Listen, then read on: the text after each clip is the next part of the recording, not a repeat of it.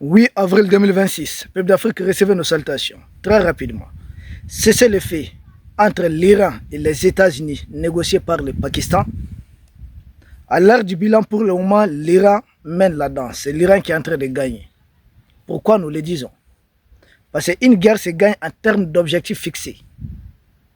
Si nous regardons, ce sont les États-Unis qui ont attaqué avec Israël. Ils sont fixés certains objectifs. L'Iran était dans une opération défensive. Donc, les agresseurs, quels étaient leurs objectifs? Premièrement, s'emparer de l'uranium enrichi de l'Iran. Sont-ils parvenus à mettre la main sur l'uranium enrichi d'Iran? Là aussi, il y a question. La réponse est tout simplement non. Pourquoi? Parce que se cachant derrière l'opération de sauvetage de leurs fameux pilotes, les États-Unis ont viré vers la ville d'Isfahan, au niveau de leur aéroport. C'est là exactement que les Américains pensaient que l'uranium enrichi était caché. Résultat, non seulement ils n'ont pas pu retrouver l'uranium enrichi, parce que Trump allait brandir ça comme un trophée de guerre.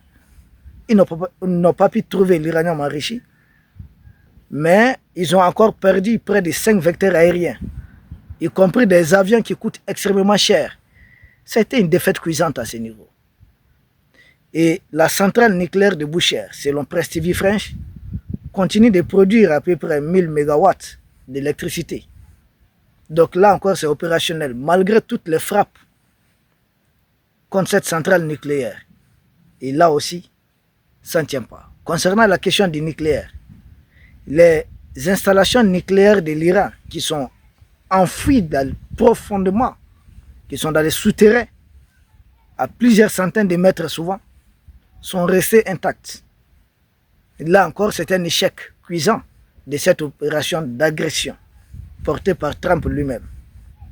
Deuxième échec, il était question pour eux de mettre fin à la capacité balistique de l'Iran. Capacité balistique, les missiles qui sont tirés régulièrement. Et là encore, c'est un échec. Plus on avançait, plus l'Iran tirait avec précision. L'Iran a profité pour faire de cette guerre un terrain d'essai. Ouais, c'était des tests qui étaient réalisés. Si aujourd'hui on tire tel missile, demain peut-être on va tirer tel autre missile. L'Iran est en train d'essayer différents missiles. Qu'est-ce qu'il faut améliorer? Qu'est-ce qu'il faudrait revoir? Même les tirs de missiles en direction de la base de Diego Garcia, c'est un vrai test. Un vrai test. Donc là encore, la capacité balistique de l'Iran est restée intacte. Encore un échec de la part de ceux qui ont agressé l'Iran. Pourtant, les négociations étaient en cours. Ils ont avancé. Autre raison de leur agression, c'est renverser le régime et mettre en place sans doute, même s'ils ne le disent pas, ils essaient de nier, le fils du Shah, qui lui a annoncé publiquement il va tout concéder aux Américains.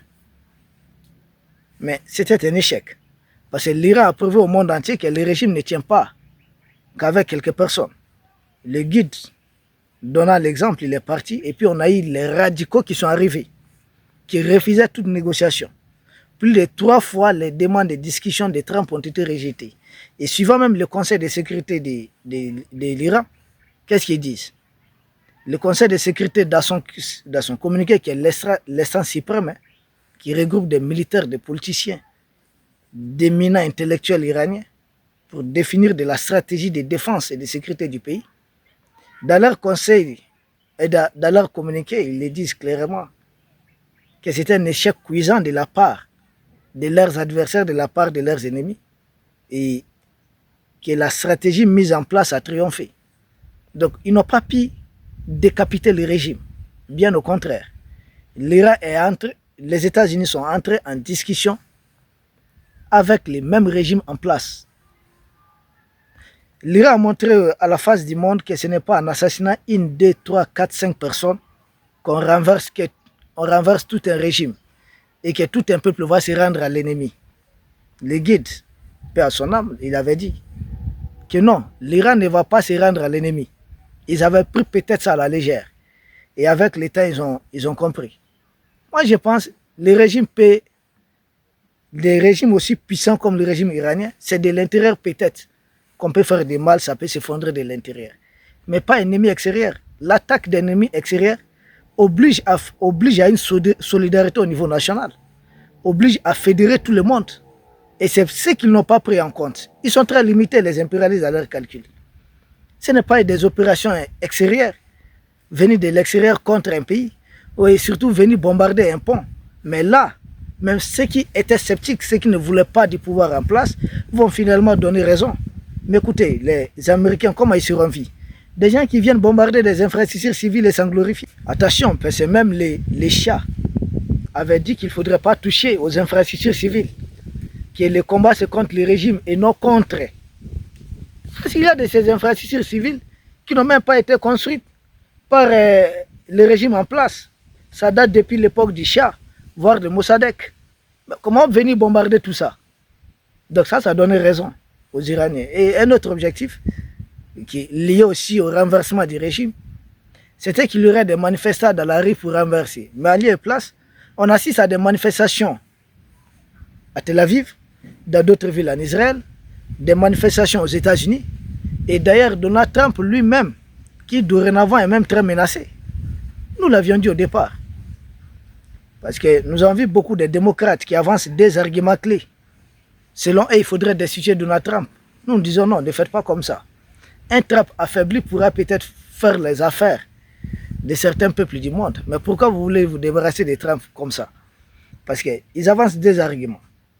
Le premier argument, c'est que Trump a entraîné les États-Unis dans une guerre illégale. J'ai dit, mais dans l'histoire des États-Unis, est-ce que vous avez une seule fois fait une guerre qui était légale? Non. Leur crainte, c'est quoi? Trump a exposé la vraie face, le vrai visage des États-Unis au monde entier. Pas juste là, c'est des gens qui opéraient, qui agissaient sous des faux prétextes. Et Vietnam, c'est voilà, l'incident du golfe de Tonkin. L'Irak, il fallait mentir sur les armes de destruction massive. L'Afghanistan, il fallait mentir que Ben Laden peut-être s'y trouve. Jusque-là, ils avaient avancé. Maduro, il fallait dire que c'est une histoire de drogue, de trafic de stupéfiants.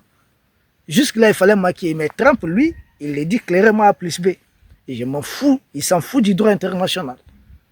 C'est par la force que les États-Unis vont s'accaparer de ça, prendre ceci, prendre cela. Donc, ils en veulent à Trump, ils en veulent à Trump d'avoir étalé sur la place publique le vrai visage des États-Unis, faire tomber les masques. Et ça, ils ne sont pas prêts. Jusque-là, ils ont toujours utilisé les fameux droits internationaux, manipulés, agressés. Or, avec Trump, il a montré A plus B que ce monde, c'est une question de rapport de force. Alors, incitant tous les autres pays du monde qui veulent le comprendre, à aller vers suffisamment de force, c'est-à-dire à s'armer, à se préparer. Comme le disait Macron, pour être créé, il faut être puissant. Ah oui, Macron avec qui je suis presque jamais d'accord. Si je retiens vraiment sa phrase, et c'est ça. Et c'est ce que nous avons tout le temps dit. Donald Trump a montré le vrai visage des États-Unis et surtout du monde occidental. Et ça, les gens ne sont pas prêts à digérer. Deuxièmement, ils disent qu'ils doivent déposer Donald Trump parce qu'il a menacé tout un peuple de génocide. Quand Donald Trump a dit qu'il va faire disparaître la civilisation iranienne. Ils disent qu'il s'agit de crimes de guerre, crimes contre l'humanité, il s'agit carrément d'un génocide. Un tel appel de la part du président élu des États-Unis, que c'est inadmissible, ça ne doit pas passer. J'ai dit, mais combien de fois vous avez fait faire des génocides dans ce monde? Kagame, c'est votre produit. Museveni, c'est votre produit. En RD Congo, nous avons plus de 4 millions de morts. C'est pas un génocide, ça? Depuis quand vous êtes hostile à des questions de génocide? Ce qui se passe en Haïti, comment on appelle ça? C'est pas du génocide? Mais les gens voient les génocides sous quel angle? En Haïti, là, ça reste quoi?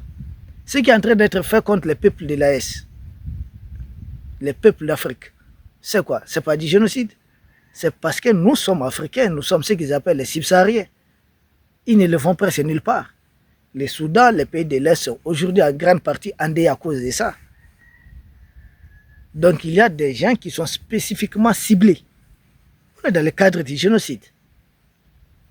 Il faudrait revoir. Maintenant, nous, peuple de l'Est, nous sommes en train de nous défendre, nous résistons.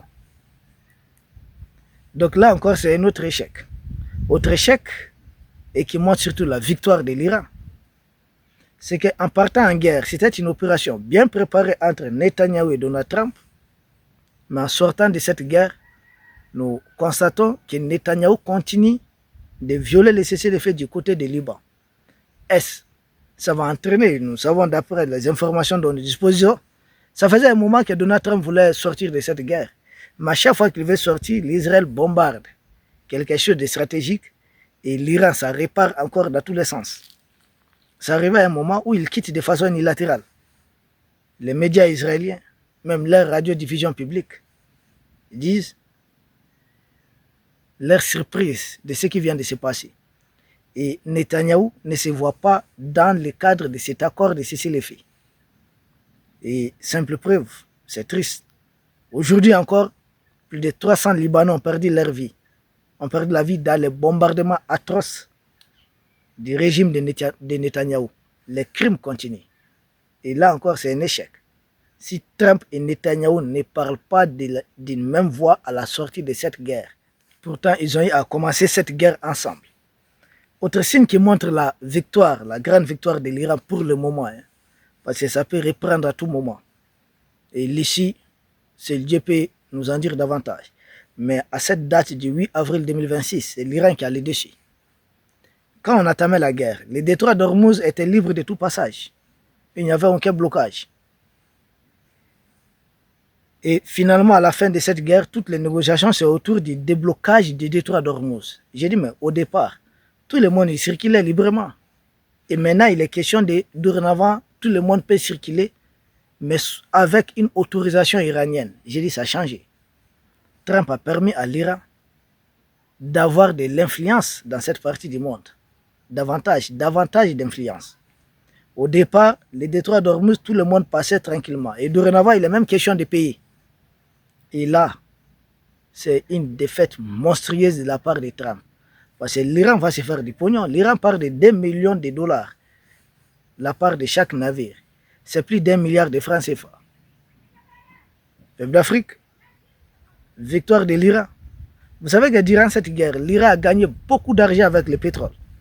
L'Iran a produit plus de pétrole qu'avant le 28 février 2026. Et encore, le prix du baril de pétrole a augmenté, ce qui a fait beaucoup de recettes pour l'Iran. Et c'était à l'Iran de décider, navire de tel pays peut passer aujourd'hui ou bien de tel autre pays ne va pas passer. Avant la guerre, l'Iran n'avait pas cette capacité. Donc la guerre a permis une montée en puissance de l'Iran dans la sous-région. Trump voulait se retirer. Il était en train de s'embourber dans ce conflit.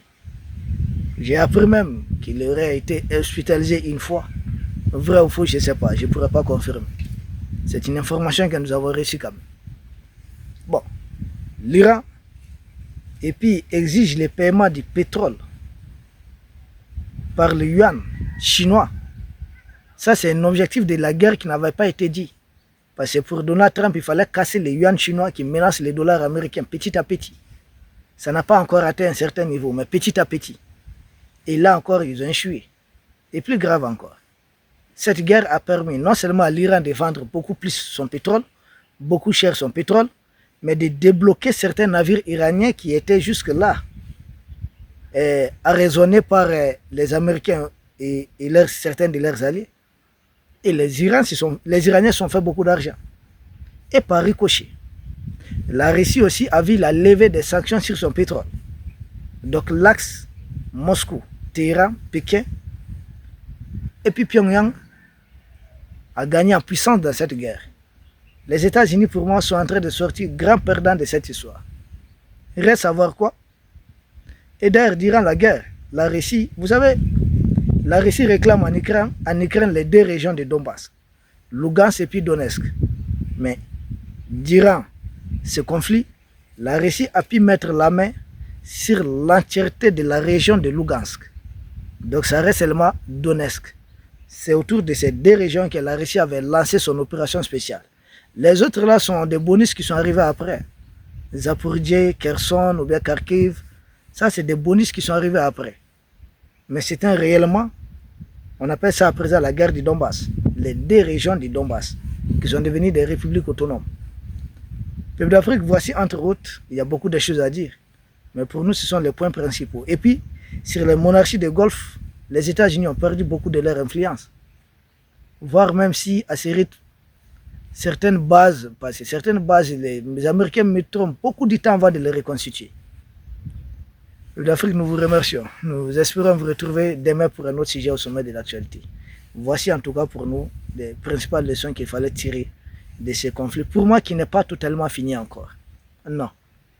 Parce que Israël, de l'autre côté, c'est que Netanyahou continue contre le Liban. Voir jusqu'à quand l'Iran va rester sans réponse. Parce que le Hezbollah est entré en guerre en soutien surtout de l'Iran. Et si ça reste comme ça, est-ce que l'Iran peut rester sans réagir? Et si l'Iran réagit, quelle serait l'attitude des États-Unis? Moi, je pense plutôt que Benjamin Netanyahou veut être inclus dans le cadre de l'accord et bénéficier de certaines choses. Parce que pour Netanyahou, garder ce qu'ils appellent les proxys de l'Iran, c'est-à-dire les alliés sous-régionaux de l'Iran intacts, c'est une menace contre Israël. Ça, c'est ce que pense Benjamin Netanyahou. Pour lui, si ça finit comme ça, le Hezbollah sort grande victoire face à Israël. Parce que n'oubliez pas, il y a eu des violents combats. Le combat au sol, c'était entre les Hezbollah et puis les troupes israéliennes. Parce qu'Israël veut mettre la main sur une partie du Liban jusqu'au niveau du fleuve Litanie, qui regorge d'immenses ressources. La France, ancienne puissance coloniale, parce que le Liban a été donné à la France suivant un mandat à la fin de la Première Guerre mondiale, suite à la défaite des Allemands, des Ottomans et autres. Donc là aussi, la force, l'unité d'élite du Hezbollah qu'on appelle la force Radouane a tenu en échec cette grande armée quand même, qu'on le veut ou pas, qui n'a pu rien faire face à, à des gens qui se battent sans soutien aérien, rien. La force Radouane est superbement bien entraînée. Moi, je ne connais aucune force d'élite au Moyen-Orient, je dis bien aucune, qui soit aussi entraînée plus que la force Radouane, y compris des unités régulières. Ça n'engage que moi. La force Radouane est superbement bien entraînée, qui a fait ses preuves un peu partout, dans la guerre de la Syrie, face à Israël, une force d'élite qui tient tête à Israël sans soutien aérien, ce n'est pas donné à tout le monde. Peuple d'Afrique, les heures qui viennent, les jours à venir, nous dirons davantage sur ce qui est en cours. Nous vous remercions d'ici là. Portez-vous bien. Merci.